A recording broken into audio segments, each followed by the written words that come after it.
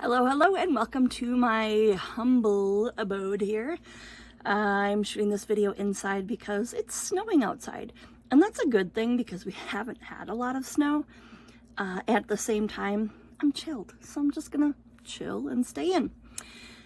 I wanted to just quickly touch base. It's 40 days until I leave, so I've gotten a lot of questions, and I'm just gonna do a bunch of videos about the answers to those questions. But let me tell you a little bit about what's happening with me. So I am heading to a new seasonal job. I'm heading west. I think that's west. And it's about, I think, 1,700 miles from where I'm currently at. And I will be working as an assistant manager for a resort, and I am extremely excited.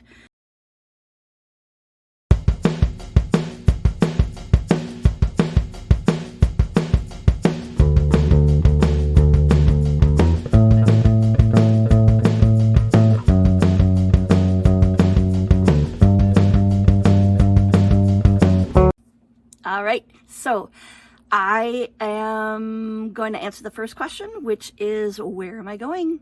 I'm going to Glacier. Yay! So East Glacier, to be exact. So to be even more specific, St. Mary Village. I joined on with a company called Pursuit Collection, and I will be an assistant manager for the front desk out in East Glacier. And I'm really excited for that opportunity because it really takes my skills and who I am and how I want to serve in this world, like, to that next level. So I'm super excited for that. Where will I live is another question that I get. So I will be living on site.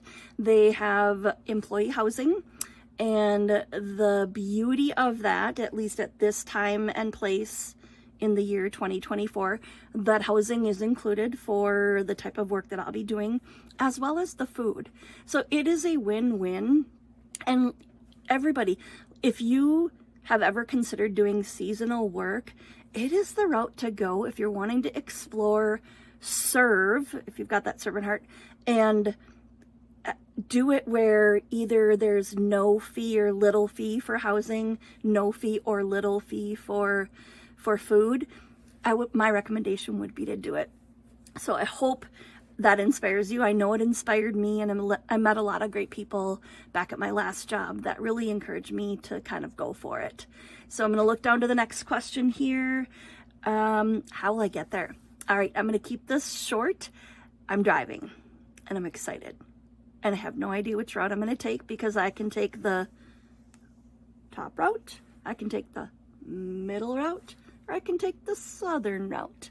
I haven't decided yet. Some more to come on that.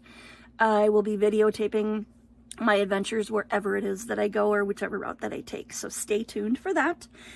And another question that I had is, what is on my bucket list when I get there to do? So here's what's on my bucket list.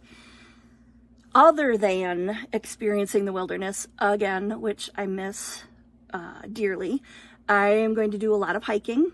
I will be doing some whitewater rafting. More to come on that, and I'll post some links on my upcoming videos about where I'm going, who I'm going through, and how that all works. And I will definitely be doing some horseback riding. My bucket list is to also see a bear. Now, when I say that with, I want to see it within a safe distance. But the good news is when I get to my job, we do have a hefty discount in the gift shop where they will sell us some bear spray. So I will have that, so no worries. I will be on my best behavior. I will make sure I do all the fun bear noises that people do as they walk into the woods, and I'll keep you posted, and maybe I'll get a video. All right, I remembered one more thing on my bucket list that I will be doing. So for those of you who know me, I am an avid gardener. I love to garden. Am I great at it? No. Do I love to try? Yes. Have I been successful? Yes and no, and then yes. So I will be taking my garden across country on my travels. And here's what that means. So this is not a sponsored video by any means, but I own some smart pots. So they're 1 gallon fabric pots. They are amazing. I learned a lot of my tips and tricks from CaliKim Gardener. She's out on the West Coast. And I've also received seeds from her as well as seeds from MIGardener. And so I know I just threw a lot of names at you, but here's my thing.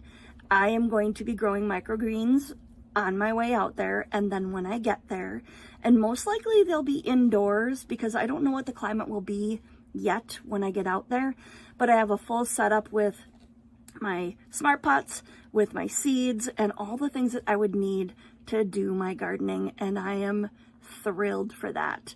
And if I get the opportunity to grow some flowers, I will do that too. Next question I get is, what is my biggest fear, if any, for going out there? Here's one of them. Of course, going to the unknown can be a fear for a lot of people, me included, or myself included, and not knowing what to expect. And then also the traveling across the country via car, I think is a little unnerving just because I don't know what to expect. And I've not been on a lot of those roads I'll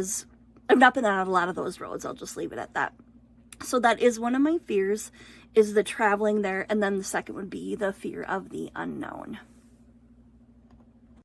The next question is, how can you keep in contact with me if you want? Or how do I want people to keep in contact with me? So I won't have cell service. I will have Wi-Fi potentially, but what I do for sure have is an address. So if you want to write me letters or send a card or say hello in that way, I think that would be a fun thing to do. And as these videos progress, I'll get that address taken care of. And once I get there and I find I have Wi-Fi, then I can let you know that as well. So hopefully once I get there, I'll have enough Wi-Fi to be able to post more videos. But for this point in time, I'm thinking the best way to keep in contact is letters. And who doesn't want to just bring letter writing back or card writing back? Although, sidebar here, I've been following somebody on YouTube who is a professional ice skater on a cruise ship, and she loves to do audio notes. So if I have Wi-Fi, I would love to do audio notes. So that's one thing that one way that you can keep in contact with me. And I'm just gonna scroll down here. I am putting together my survival kit for all you safety people. I am putting together a survival kit for my vehicle. It will have everything that I need, and I am consulting with I call them the powers that be, but really it's my brother, my family, those folks that have done this kind of traveling before. And what I would love though from you is pop in the comments what you would bring in on a cross-country road trip when traveling by vehicle. Whether that would be a tow strap or jumper cables, which those are two things I will be bringing. But tell me in the comments below, what would you want to bring?